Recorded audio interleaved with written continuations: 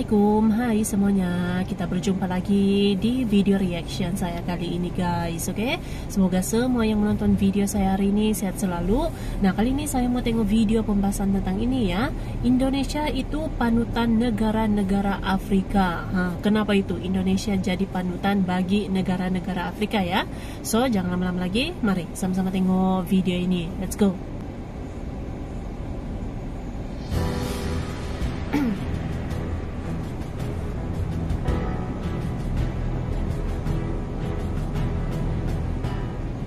Indonesia semakin hari semakin berkembang.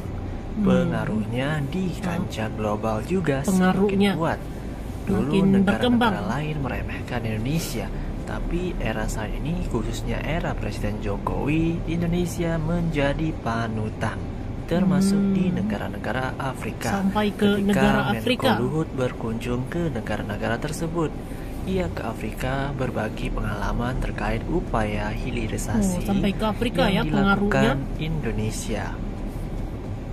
Dan negara-negara tersebut melihat Indonesia sebagai panutan.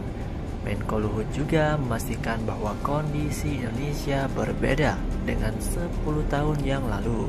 Terlepas dari adanya tekanan global, indikator makroekonomi Indonesia disebut yang terbaik di antara negara-negara G20.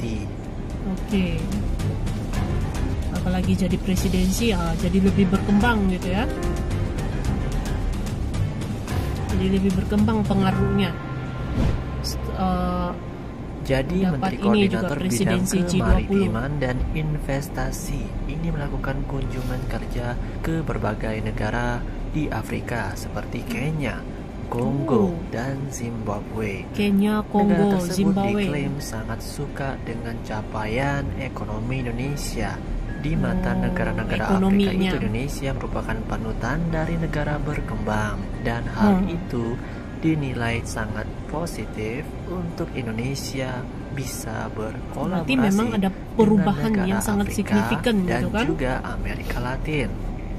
Di sisi lain pun, pemerintah melihat peluang kerjasama dengan negara-negara di Afrika. Setelah pertemuan tersebut, pemerintah sendiri tengah terus membangun kerjasama Selatan-Selatan atau South-South Cooperation, atau kerjasama antar negara-negara berkembang di selatan. Kerjasama tersebut diharapkan mampu memperkuat posisi strategis negara-negara berkembang untuk pemanfaatan sumber daya alam yang berkelanjutan dan jadi tidak negara dieksploitasi. Lain pun ini gitu kan, semangat maju. gitu untuk lebih berkembang gitu. Indonesia sejak pun sudah berjaya gitu ya, untuk melakukan peningkatannya, perkembangan gitu.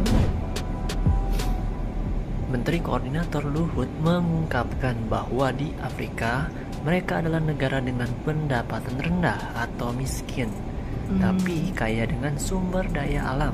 Salah satunya mereka punya litium dengan kandungan litium 4-6%.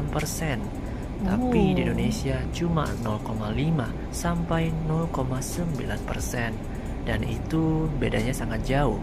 Makanya Indonesia dan Afrika bekerja sama. Dan ini adalah kecerdikan Indonesia melihat peluang bahwa Indonesia bakal menjadi pusat baterai dan mobil listrik dunia pada tahun 2027. Itu proyeksi dari Presiden. Nah, di sini kita simpulkan bahwa Indonesia menerapkan pengaruhnya seperti negara-negara besar lainnya, yaitu Amerika, Eropa, gitu kan? Jepang, dan China. Tapi Indonesia ada kelebihannya, yaitu Indonesia menerapkan win and win solution bersama untuk maju dan menguntungkan dengan didukung sebagai negara non-blok dan hubungan erat konferensi Asia Afrika sejak zaman Presiden Soekarno. Itulah dia ya, perkembangan pengaruh Indonesia di dunia global, dunia internasional. Semakin berkembang besarlah pengaruhnya gitu kan, sampai jadi panutan sampai ke negara Afrika ya.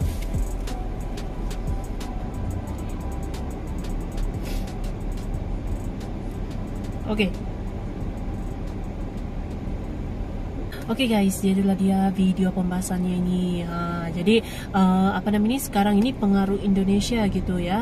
Memang semakin besar, semakin berada di peringkat inilah pengaruh besarnya gitu kan, di peringkat global, peringkat internasional ini, sampai dijadikan contoh gitu ya bagi negara-negara berkembang yang lainnya dengan kesuksesan, bukan hanya dari segi perkembangan ekonominya lah gitu ya, tapi juga dari segi kepimpinannya, di mana menjadi presidensi G20 yang merupakan satu-satunya negara Asia Tenggara yang menjadi presidensi dan juga anggota G20 ini, dan juga kepimpinan-kepimpinan yang lain. Jadi bukan hanya perkembangan ekonominya, tapi kepimpinannya juga dilihat semakin inilah gitu ya, semakin besar.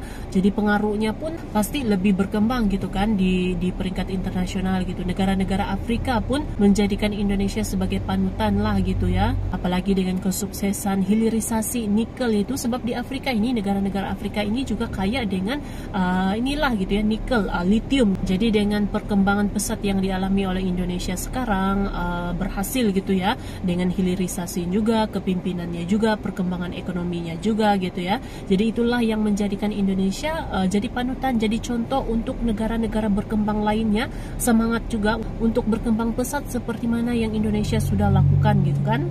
So, terima kasih banyak sebab kamu sudah menonton video ini. Jangan lupa macam biasa untuk support channel saya dengan subscribe, like video ini, dan jangan lupa untuk komen juga, oke?